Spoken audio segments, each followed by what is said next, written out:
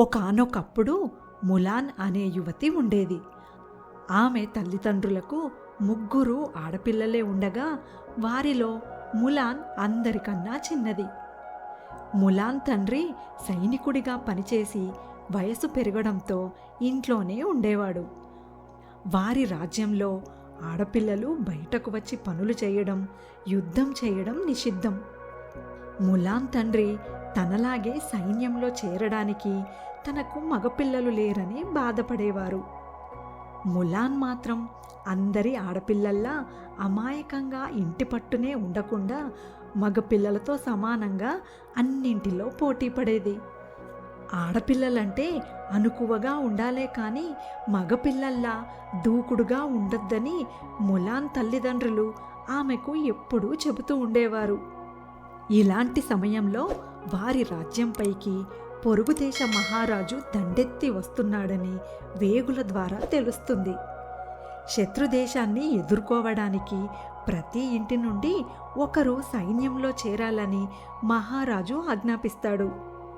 అందరి ఇంటి నుండి ఒక్కో వ్యక్తి సైన్యంలో చేరుతుండగా తన ఇంటి నుండి మాత్రం పంపడానికి తనకు మగ సంతానం లేదని ములాన్ తండ్రి బాధపడతాడు.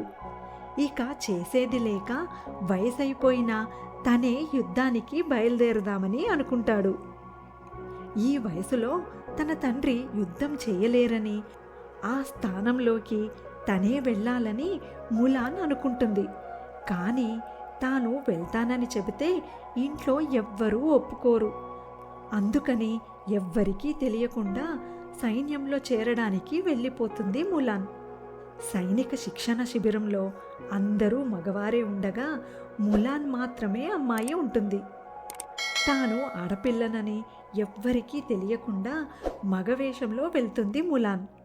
మగవారితో సమానంగా కష్టపడి శిక్షణ తీసుకుంటుంది.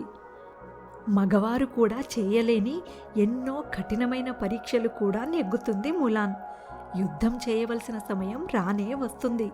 కానీ ఇంతలో తమతో పాటు ఇన్ని రోజులు ఉండి శిక్షణ తీసుకున్నది అబ్బాయి కాదు అమ్మాయి అని అక్కడ అందరికీ తెలిసిపోతుంది. ఆడవారు యుద్ధం చేయడానికి అనర్హులు అని ములాన్ని యుద్ధానికి రానివ్వకుండా సైనికులందరూ వెళ్ళిపోతారు. కానీ ఇన్ని రోజులు తాను ఎంతో కష్టపడి యుద్ధ విద్యలు నేర్చుకొని ఇప్పుడు కేవలం అమ్మాయినన్న సాకుతో యుద్ధానికి రానివ్వకపోవడం సరైనది కాదు అని అనుకున్న ములాన్ తాను చేతనైనంత సాయం దేశానికి చేయాలని యుద్ధభూమికి వెళ్తుంది. తాను వెళ్ళేసరికి తమ సైన్యం ఓటమి అంచున ఉంటుంది.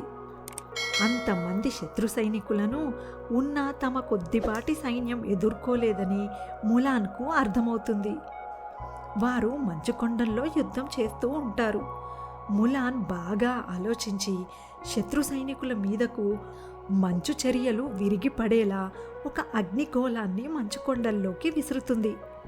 ఒక్కసారిగా మంచు కరిగి శత్రు సైనికుల మీద పడి వారిని కప్పేస్తుంది.